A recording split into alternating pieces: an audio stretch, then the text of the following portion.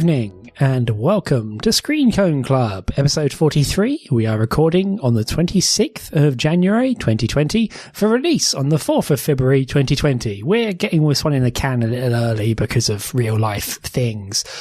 This is your fortnightly look at manga with a focus on joint discussion. Joining me as always is my lovely co-host, Mr. Andy Hanley. Andy, how do you feel about the year being to a 12th gone already? Yeah, I mean, it's weird. Like, January has 31 days in it, supposedly, but I'm going to call out the conspiracy right here and say somebody's stolen some of them, because there's no way we've had that many days in January. Yeah, I feel like I blinked and the past 2 weeks didn't exist somehow. Like, where'd it all go? Like, this isn't fair. I had things to do, damn it, all that garbage. But time marches on, and so shall we, I suppose. As mentioned, this is your fortnightly look at manga. We run a Patreon to support us. We recently put out our transparency statement for 2019, which basically explains where all the Patreon money goes. You can kind of guess where it all goes, but this helps break it down and explain where it exactly is going. If you would like, please consider supporting us on Patreon. We put out a bonus episode every month for our lovely patrons from a mere $1 a month. And if you pay $3 or more a month, you can vote on what we cover in these bonus topics. We just finished recording our bonus episode for this month of January, which is the first light novel volume of Spice and Wolf, which we kind of went long on because turns out we had quite a lot to say about it. So our patrons can look forward to that. And if you're not a patron, well, please maybe consider it. We do have like a year plus of background content, which you then get once you sign up. On the sign up front, shout outs as always to Mr. Rob Jessup, who informed me recently that he's going on some kind of murderous, 100+ mile bike ride that takes place over a single day. And, quite frankly, fuck that. You won't find me doing that at all, ever. Let's hope it's not too murderous, because we need our patrons.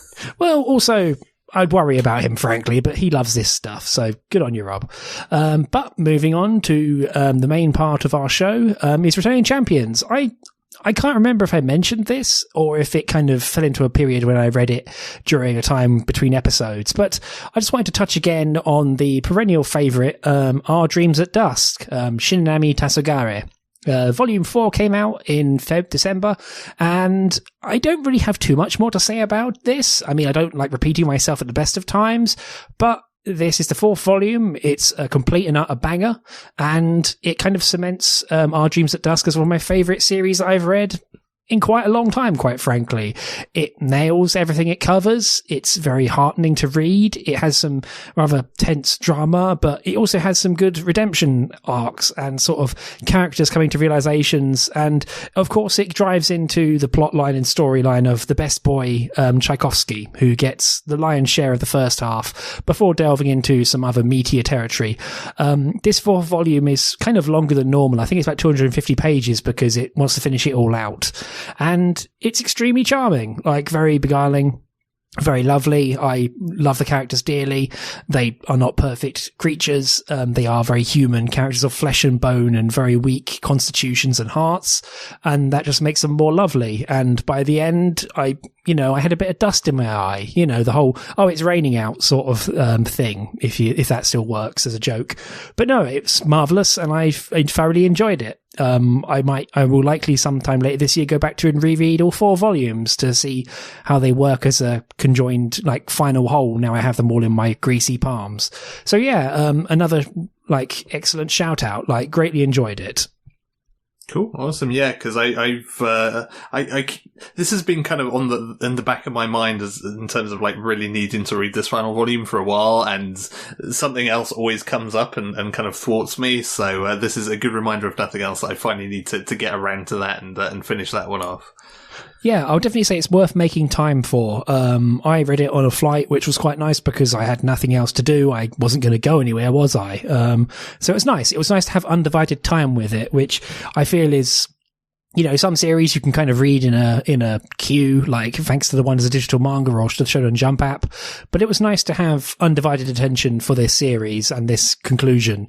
And, I feel like I was richly rewarded for it. So really enjoyable. I've recommended it to some other friends who love this kind of young adult fiction, especially, awkward queer teen stories, and they kind of bought all of it sat unseen after reading the first chapter. So mission complete, I guess. Thanks, Roger. But yeah, so highly recommended. Very much worth the time. Cool.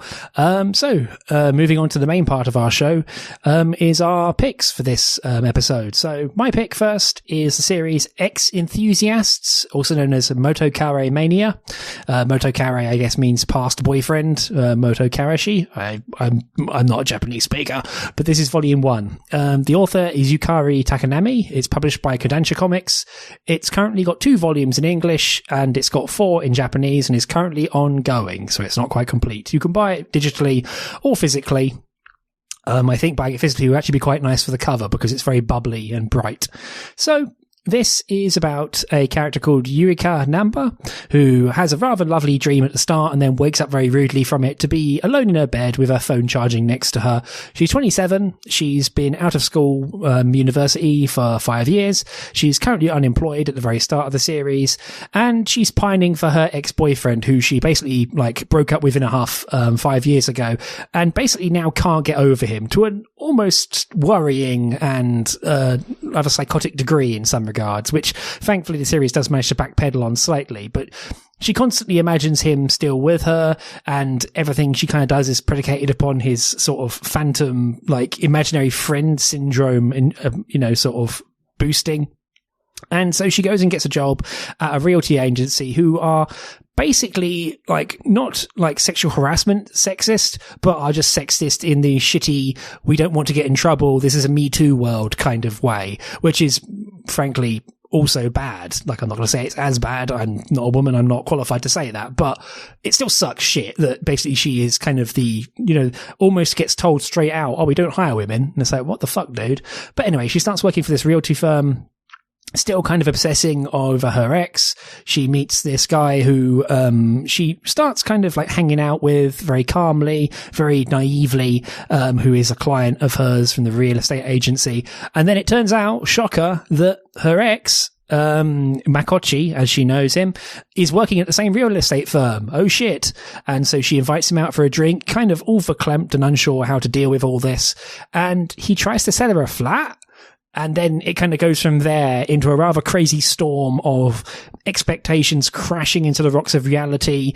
Character, especially Yurika, trying to move on past Makochi and her, her ex, and ending up kind of in this maelstrom of trying to get her life in order, and also being very naive and also wanting to kind of make it known that she's not happy about this state, and kind of turning into a bit of a wreck who constantly has her heart on her sleeve.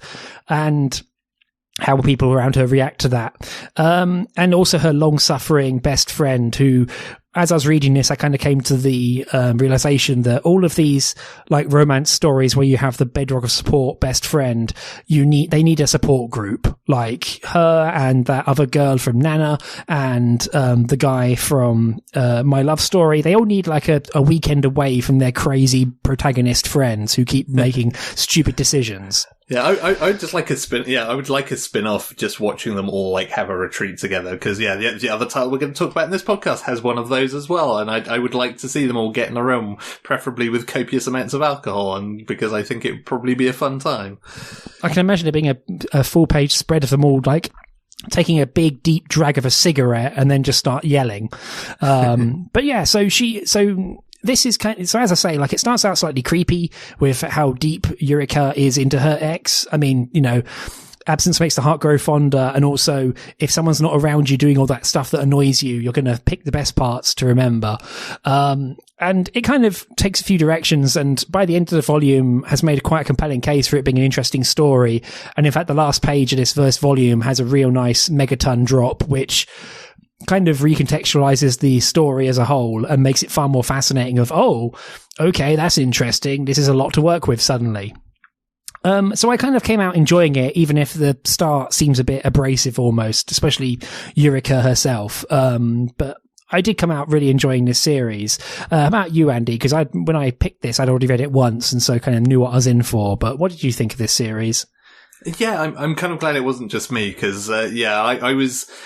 it grew on me as that volume went on, and I felt like a decent chunk of the reason for that, beyond some of the things you mentioned, was also just purely my expectations of kind of, I guess, maybe not so much what I wanted from the series, but what I thought it was maybe going to do. Like, clearly it had a decent kind of like sitcom setup, and like no surprise it's had like a live action TV series in Japan, because it's very well set up to do exactly that with its premise. I think I expected it to delve a little kind of deeper into Eureka's kind of like emotional state than it does, like especially early on, because I feel like you kind of get all of the sort of the story about her kind of obsession with her ex without it ever really questioning why. Like, it's kind of, it's there, and clearly it's the setup for the series moving forward, but like I was expecting a bit more introspection and kind of like, you know, self-awareness, I guess, like something that is a bit more kind of Fleabag than something sort of, you know, a more typical kind of bubbly sort of sitcom kind of thing. And I think that kind of faded away over time. And again, I think for the reasons you mentioned, like once the series grows into its characters and kind of grows into its premise, and it feels like it almost figures out what it needs to do with all of these things from kind of its base idea of like, oh, what if ... Like, once it gets into that, then I found myself enjoying it a lot more. And kind of by midway through this volume, I was kind of more engaged with the characters and more engaged with the premise and kind of seeing what would happen moving forward. But it certainly took a while for me to get to that point for various reasons. So I'm glad it wasn't just me.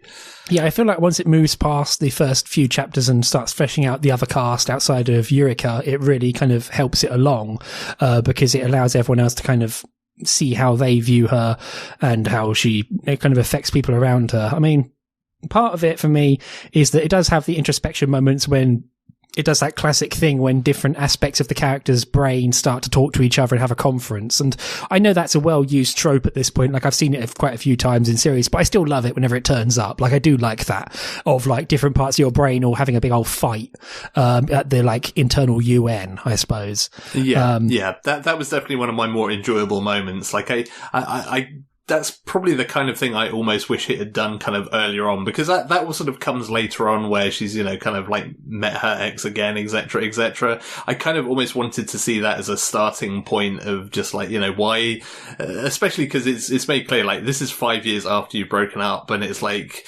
it felt like, given how so unusual that situation is, because, like, you know, kind of getting hung up on an ex and kind of like pseudo stalking them on Facebook, etc., like, that's pretty common. But like 5 years down the line, it felt like I felt like I wanted more commentary on where that had come from and kind of, you know, the reasons behind it. And I feel like it never really gave me a satisfactory answer, but as it turns out, it kind of didn't matter in the grand scheme of things. Yeah, I must admit, that's what the part of the story that I kind of just took on face value and nodded and was fine with.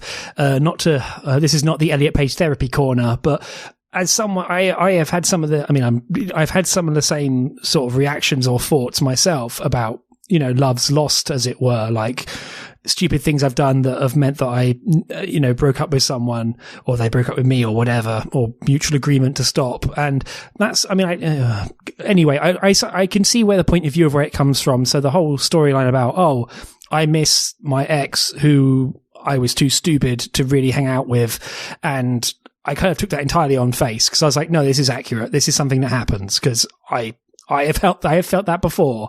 And even Eureka mentions at one point saying, oh, I had 2 relationships afterwards, but they were both complete duds. And I was completely horrified because I had found the good catch and then let it get away, which is a very awful, like, fish in the sea way of looking at it, and using a person. But it is this sort of thing where, as someone who has pined for love's lost, it's a case of, oh, fuck, I really messed this up. And now I've got to find a way to deal with this little bundle inside me.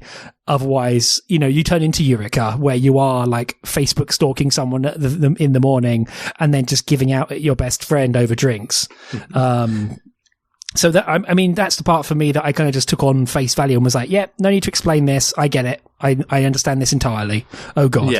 Yeah, I mean, that's fair. And I mean, I do like the fact that it twists that whole thing, because I kind of assumed that, like, oh, I guess I know how this story is going to go. Like, you know, once the X comes into the picture, like, there's going to be this, and I guess maybe there is in subsequent volumes, this slow kind of coming around to them both, like, falling for each other again. But, like, I very much like how this kind of the starting point of that, where it seems like, oh, maybe he's going to kind of, like, take me out to dinner and, you know, regale me with all the things he misses about me, but it's like, no, like, hey, look at this sweet flat, I want to sell it to you. And it's just like, it's a fantastic moment. Like, that was one of my absolute highlights of this volume, was just that kind of, that mic drop, basically, of just like, you think this is going to be kind of your dream moment where it all comes back together. And it's like, oh no, actually, maybe this person's kind of gone down a bad path over these past 5 years. Yeah, it really helps as well that, like, Eureka recounts this story to her friend and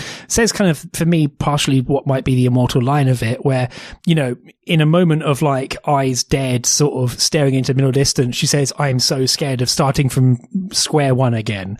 And especially if you've been harboring and nurturing this, like, very obviously one-sided crush even past the end of a relationship, that's going to hurt you a lot. Like, that's really going to suck if suddenly it's like, oh shit, like, I need to recalibrate hardcore.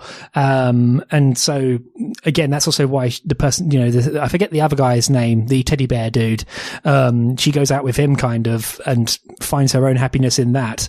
But yeah, it's real wild when she, like, meets up with her ex and he tries to sell her a flat. And even weirder is the fact that the idiot blockhead men at her work who have made the, like, preventing sexual harassment drinking group and exclude her explicitly because she's a woman, because they're scared of doing something stupid, which is also awful. But even they say to him, like, hey, that's fucked up, can you fix this? Like, knock it off. She's already weird to work with. So yeah, it's which, like, yes, which is also a nice part of the series, where basically everyone has seen what she's up to, and there's a nice summation at one point saying, look at all these weird stages she's gone through, what the fuck. So yeah, that was definitely kind of one of those kind of relatable moments of just, like, when you're, from people on the outside looking in, when you're in any kind of, like, relationship turmoil, and you suddenly realize, like, oh yeah, I'm probably, like, everyone else knows exactly what is going down here, but I probably think I'm doing a really good job of hiding it. But yeah, like, when all the other real estate dudes are saying, like, no, you're too into real estate, man, it's like, that's a bad sign. Yeah, can you not see what's happening here? So yeah. It's the weird thing, like, I mean, having talked about kind of how horrific that kind of workplace is in terms of, you know, the way they deal with Eureka's character, like, I really can't figure out why that exists in the way it does. Like, whether it's just an incredibly clumsy way of making sure that those characters are separate from Eureka and aren't love interests at all, or whether there is some kind of, like, social commentary going on to that, because it's so kind of profoundly distasteful, like, whenever that kind of comes up, and it's like, you know, there's a time that they're all going out for drinks, and it's just like, oh, by the way, we're explicitly not inviting you because you never know when, you know, you're gonna turn that into a sexual harassment thing. Like, that was there was part of me that really wanted to kind of believe that is a kind of workplace commentary going on there, but at the same time, it was so kind of, like, in your face, and it just keeps getting brought back up that I just wasn't really sure how I felt about it by the end of it. Yeah, I must admit, I would be surprised if it wasn't a workplace commentary thing, but I have seen groups of men do this. Like, I have seen people do this with their, I mean, as I say, in a post-Me Too world, like, I have seen this happen to social groups, or especially with workplaces where they have explicitly excluded, like, women in the team because they're like, oh, we don't want to get in trouble or harass you. And it's like, well, don't be a shithead then. Like, it's not hard if you're not a scumbag, but I have seen this happen thankfully not where I work, but I have seen it happen in companies. Like, in some cases, in the most awful places, it's been mandated from actual company management because they don't want to have the HR team have to work on it. And it sucks and it's dumb and it is the minority. And of course, it's the sort of thing that in social media worlds gets a lot of clout and resharing. So it's probably a lot less frequent than you probably imagine, but it does happen. And, and this is, and the fact that it front loads it so early on, as you say, it kind of makes it so that there is like a male space for there to be the male gossip circle later on, even though Mikochi, the ex in question, tries to avoid it at every cost because he doesn't like it, which makes it more interesting, but also kind of feeds it into his utter cluelessness in a way. Yeah.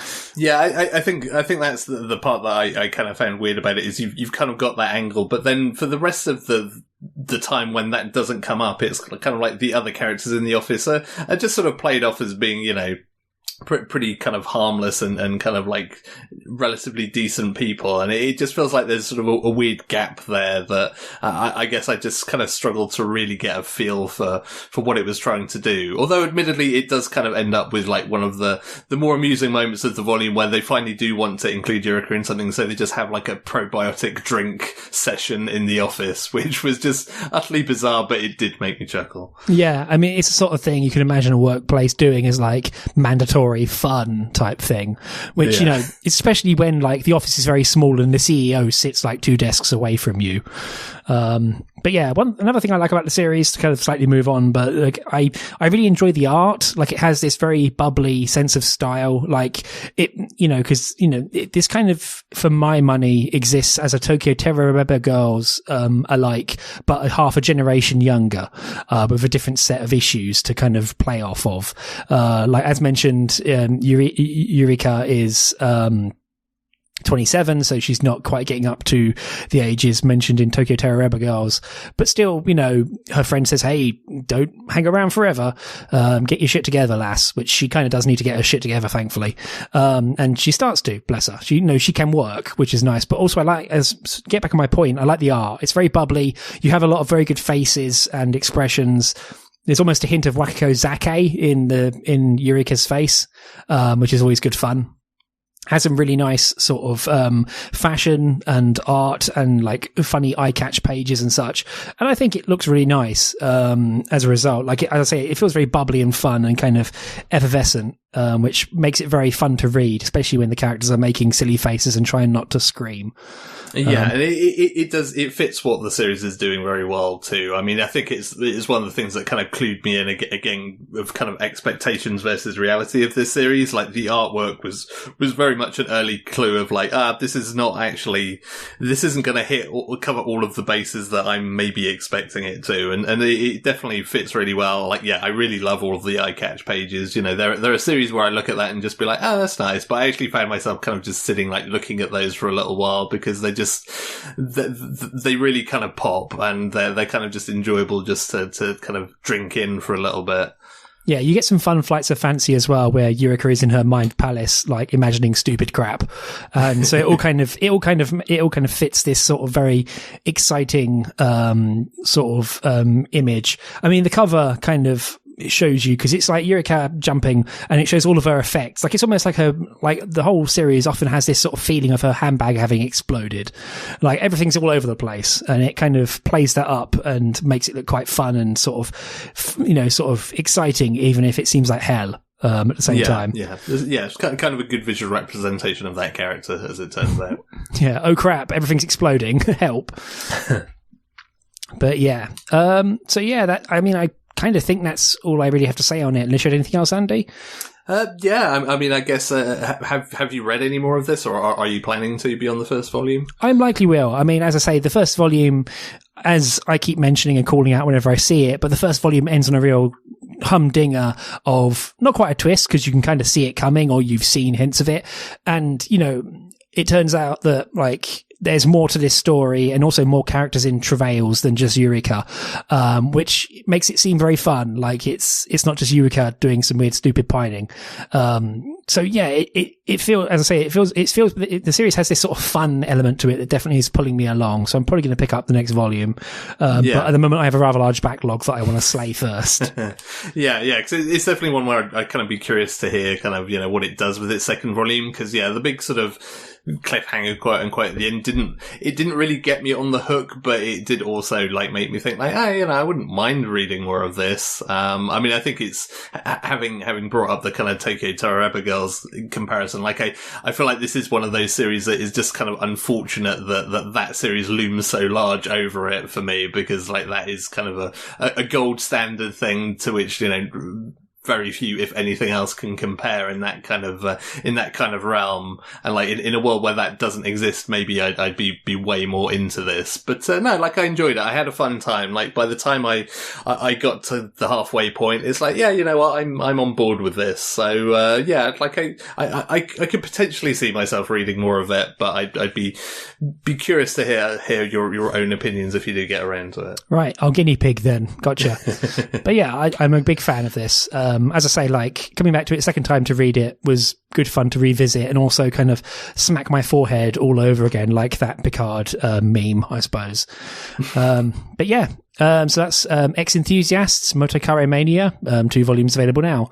So moving on to the next part of the show, Andy, your pick, if you want to take it away. Yeah, so my pick for this show is Volume 1 of If I Could Reach You, which is a series published by Kodansha. It has 3 volumes out in English currently, 5 in Japan. It is an ongoing series, etc., etc. So If I Could Reach You is the story of a teenage girl called Uta, who, like most teenage girls, she has a crush. And something of an unreachable crush. But unlike a lot of teenage girls, her crush isn't just like on a celebrity or a teacher or anything like that. It's way worse, because it is a crush on her brother's wife. And to make things even worse still, she basically realizes that she has this crush while she is at their wedding and kind of watching them, you know, tie the knot. She kind of suddenly has this realization of like, oh, I'm in love with Karu, which is the wife of Ray, who is her brother.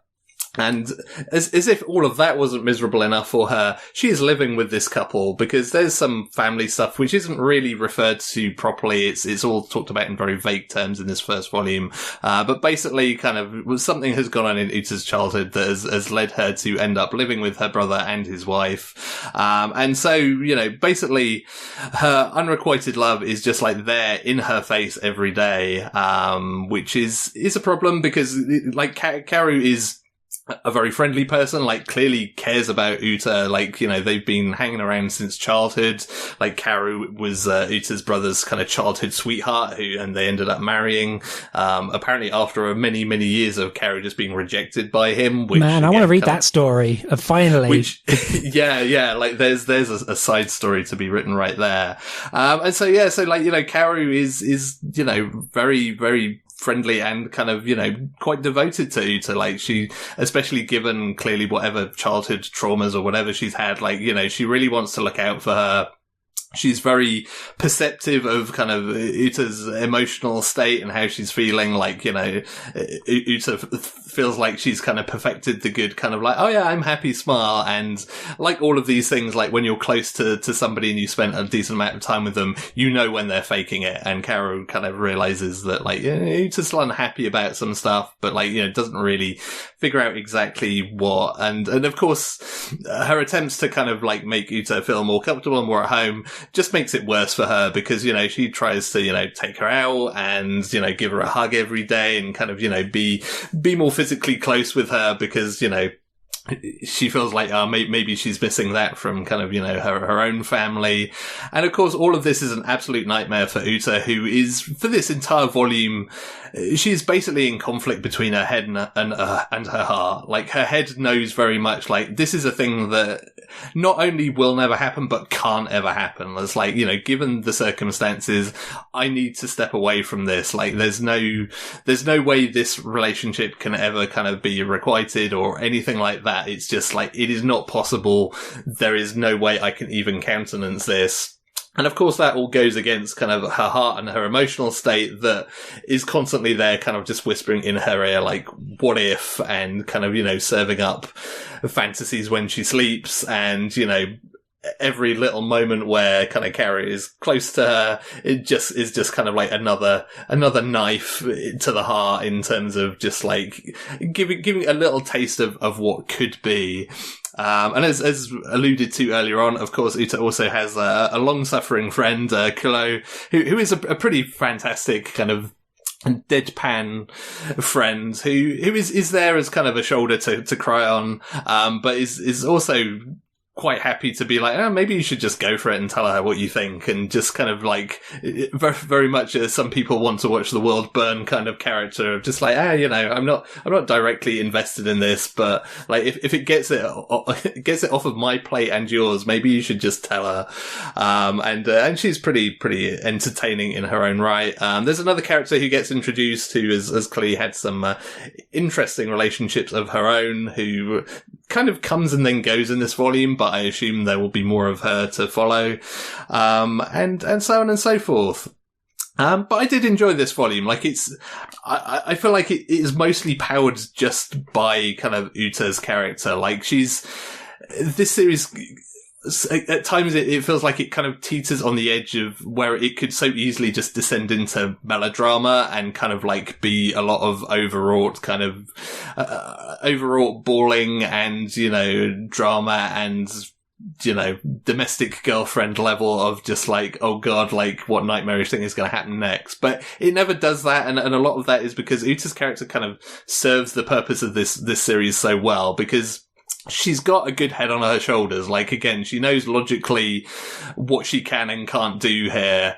And it's really painful at times, kind of like watching that kind of like logic versus what her heart is telling her through this volume. And I think it's kind of the best thing about this volume is that it transcends kind of the sort of the Yuri drama and the kind of forbidden fruit angle of this, and just becomes a really good story about unrequited love. Because I think anybody who's ever had a crush on somebody that, they know is never going to happen, like, you can absolutely kind of relate to what she goes through in this first volume, because there are just those little moments where the other person says or does something and kind of gives you that little glimpse of like, this is what I want, but I want this all the time, but I know I can't have it, and that just makes it worse, but it also just makes me not want to give up on it all the more. And it's that angle just works really well all the way through this volume, and I think that was kind of what really kept me going with this, is just like, I really like the main character, and I'm kind of really invested in seeing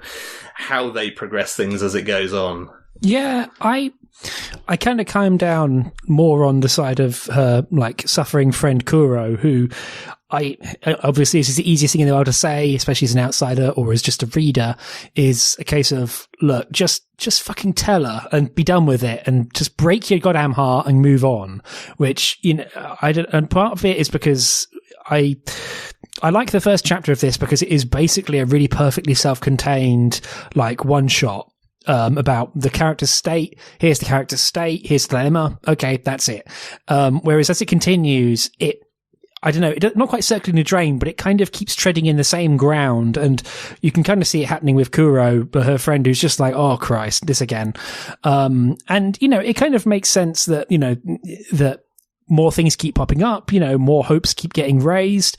Uta talks herself down, talks a bit of sense into herself. But at some point, it felt to me like it was the same one shot basically being retold, but with a different wrinkle to it each time, which made it feel a slightly more like umpy-jibey, like a bit more sort of disjointed than an actual series ongoing. Like, quite often it feels like it's rehashing the one shot rather than developing the characters as such. And, as you say, Uta's got a good head on her shoulders. And so, everything she says is perfectly sensible, and she's kind of, she knows what she is supposed to do, but equally, like, is a massive agent of her own sabotage. And just, I don't know, like, she almost seems to talk herself into, like, being in thrall of her own emotions rather than talking herself out of it. So, which, is not unusual. People can persuade themselves to do stupid things all the time, until the end of life. But I don't know, like, something about this series just really didn't quite grab and drag me in as much as I really wanted to. I must admit, like, the thing I enjoy the most is Kaoru, the sort of character in question who is unrequited for, who is both an airhead, but also, as you say, emotionally active and quite perceptive. But again, a massive airhead and a bit of a ditz. Kind of almost like the perfect good wife. Like, it does feel like she won her prequel series and became the childhood friend wife and is really happy with it. And it's kind of discussions that she has with her girlfriends, which is another good part of the series where you meet Kaoru's other childhood friends, like her actual extended friend group, and they kind of have an interesting discussion about, married life, etc. And that's actually really nice. That feels like another good series, kind of like weirdly bolted onto this one.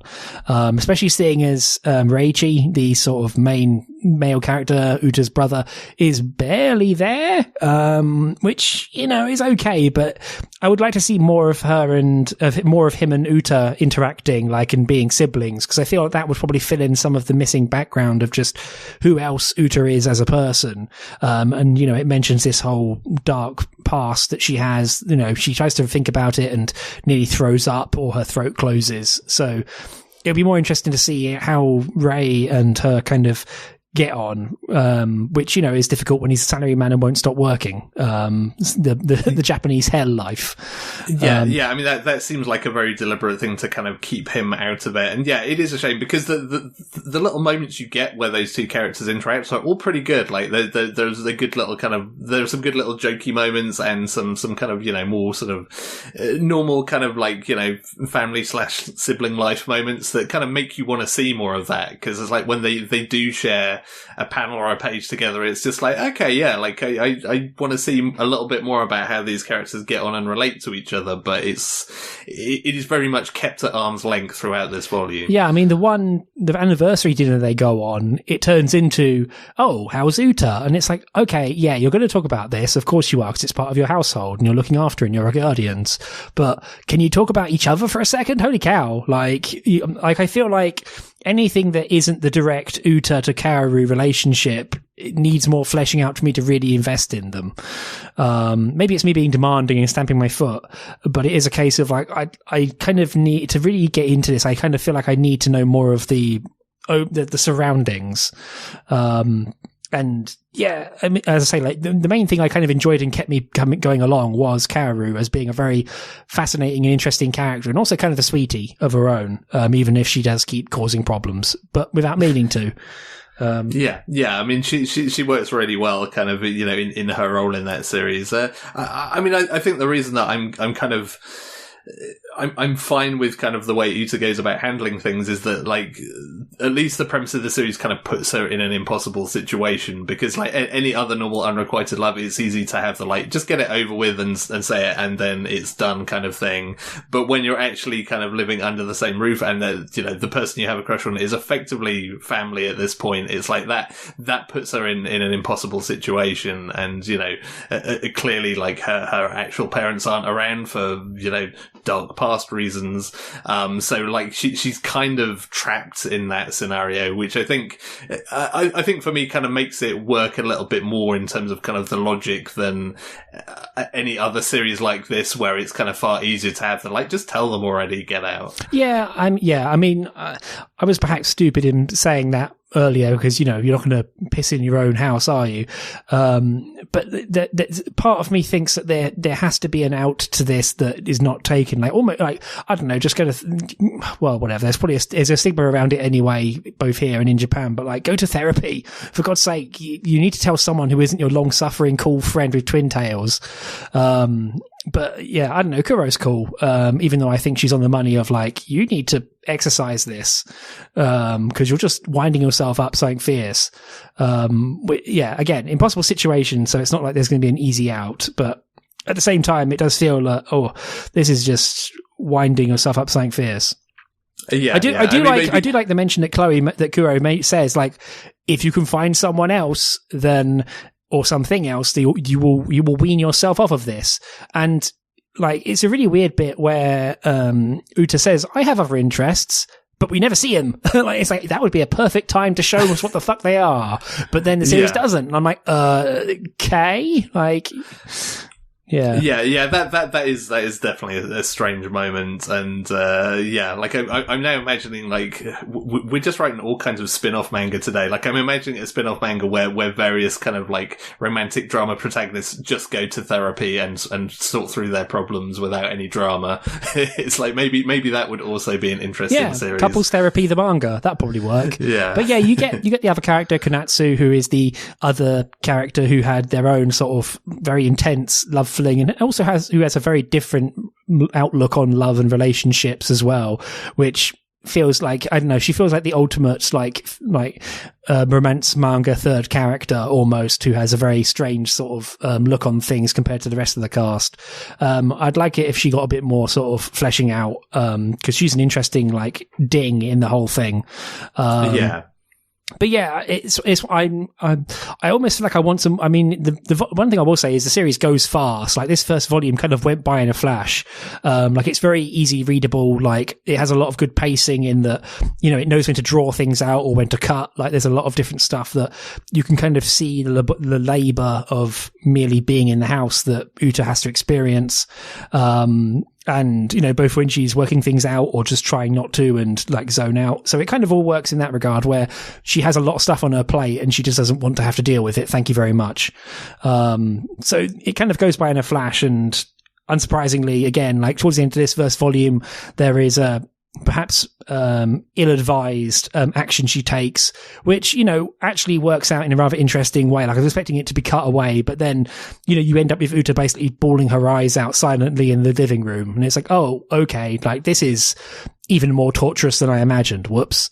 So Yeah, it's also like a series that I think looks really nice. Like, I really like all of the character designs. Like, I think visually it works out really well. And for some of its more kind of dramatic / emotional moments, it's all framed pretty well too. I mean, again, some of those scenes, like mostly scenes where Uta is crying, because that does happen a fair bit. Yeah, it's like that's often really nicely kind of framed and laid out in a way that I feel like lends to its kind of emotional impact, and kind of, again, this feeling that, like, you know, you're a prisoner in your own home in this sense. Like, you can't run off home to go and cry in your room, because the problem that is causing those tears is literally right outside the door, and if you make a big deal out of it, they're going to come and ask you what's wrong. Yeah, and they're going to be very, you definitely don't want them to do. Yeah, and they're going to be very lovely about it and very understanding, but you can't say the one thing that it is. They're going to engage hug mode, as it turns out. That was a good panel. I really enjoyed that.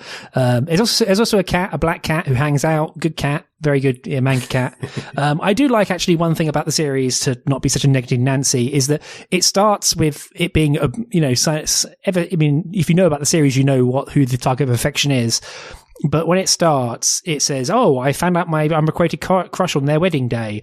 And it doesn't say who exactly it is. And I was like, oh God, please don't turn this into like a laborious fake out saying, oh no, does she like her brother? No, it's the girl. It's like, oh, it doesn't hang around that or entertain that for more than like 6 pages, which is very appreciated, because, way to like suck all the like gravity out of it by having this weird fake out.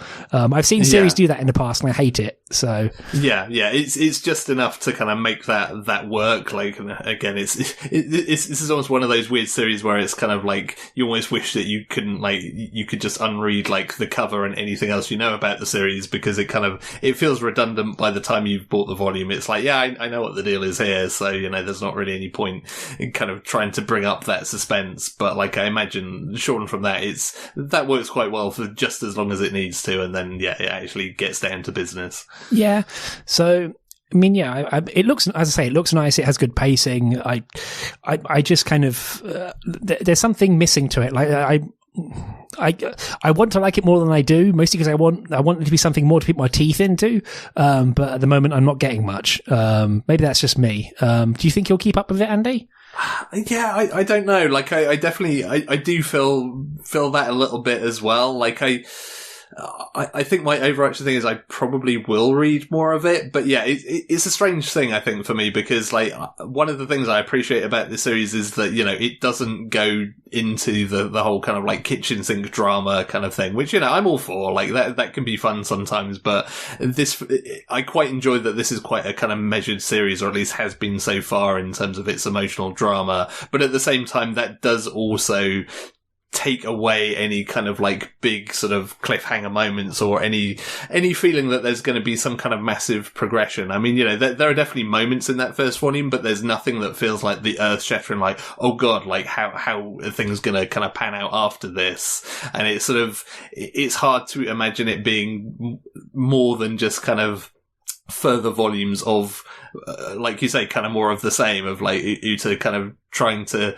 untangle herself from the mess she's in and then just tangling herself up again by doing something else. And yeah, like I want to see more of her story and you know, how she goes about things, and you know, clearly there are plenty of things that are kind of set up in this first volume that still have a lot to be discussed and unraveled, and I'm kind of interested to see those. But there's certainly, I'm with you that there isn't that single hook of just like, oh god, I have to see what happens next, that would probably have helped to make this a kind of like, yep, definitely going to read more of it thing for me. But as it stands, I'm kind of like, yeah, I probably will, but I'm not.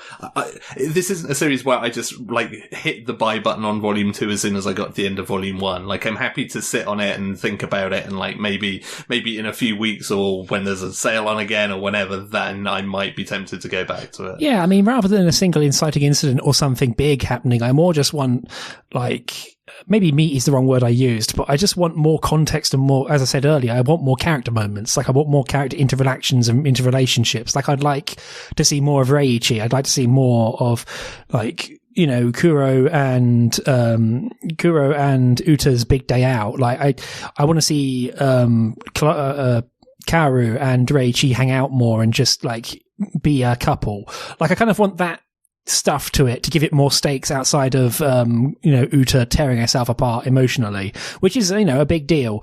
Don't get me wrong, it's the whole hook of the damn series, but I want to see the world around it, like everything else that might get fucked up, like, or the stuff, or everything else that is there to help Uta but is crushing her. You know, that's the sort of stuff I want, is just more character background. I think that's fair. And yeah, like I certainly hope that it does more of all of that as well, because yeah, there's certainly, it has no shortage of material that it can play with. It's just a question of what it actually chooses to use. Yeah. But no, it's, as I say, I'm kind of all over the place. I think I might wait to see if you dive on it, Andy, before I then follow up. It sounds like this podcast has set us up for some kind of mutually assured destruction of like, look, you read more of yours and I'll read more of mine, and we'll see what's good and what's not. Yeah, we're both pointing add to cart buttons at each other at this point. It's like a Mexican standoff, but we both lose money rather than organs, I suppose. Yeah, so is there anything else to say about it? No, I think that's everything. Yeah, one quick thing off the top. It's published by Kodansha. The author's name I'm not going to try and pronounce, but it's TMNR. It does have an actual like spoken out loud version that's in the omake. This is their first like serialized series, and so they're kind of blown away by the whole thing. It's 3 volumes long in English at the moment, 5 volumes in Japanese. It's currently ongoing, so it's still got a way to go. You can buy it digitally or physically, so there we are. So yeah, that's If I Could Reach You, Volume 1. So, moving on to the next part of the episode, what we're talking about next time. So, I've kind of delved into my previously mentioned backlog and have unearthed something that makes a little change of pace, I suppose. But I have picked the first volume of H.P. Lovecraft's At the Mountains of Madness, which is drawn by Go Tanabe, which is an adaptation of the previously mentioned H.P. Lovecraft story, which I was super into when I was like 15, 16. So I kind of read all that lot. And it'd be just to see what coming to this looks like. So how about you, Andy? So I've continued the painted Let's Steal things that I'm sure Elliot will pick segment, and I have picked Volume 1 of Heavenly Delusion, which is a series from the creator of As Yet the Town Moves, which is one of Elliot's most beloved manga, and I only ever watched the anime adaptation of it, but I liked it as well, so I wanted to check that out. Worth noting, it's only available on Kobo in the UK if you're looking to read it digitally along with us. Thanks for that, because I was about to complain about how I couldn't find it digitally. But yeah, this is a Dempa joint, and they are still kind of reaching out and grabbing where they can, what is useful for them, storefronts and such. So yeah, it's on Kobo. Quite a bit. The stuff that is available from Dempa is on Kobo. So yeah. But yeah, that's our episode for this week. As mentioned, if you are a patron, look forward to the Spice and Wolf episode. Actually, that'll be out by the time this one comes out. So look back in the feed and have a look. If not a patron, maybe consider becoming one. You'll join a very exclusive club of extremely attractive and lovely people. And so you can find more podcasts on the website, screentone.club. If you like the podcast, as mentioned, please consider telling a friend. That's the easiest way and the best way for podcasts to get reach, is word of mouth, quite frankly. Thank you very much to everyone who's rated the podcast. That stuff also really helps. Thank you.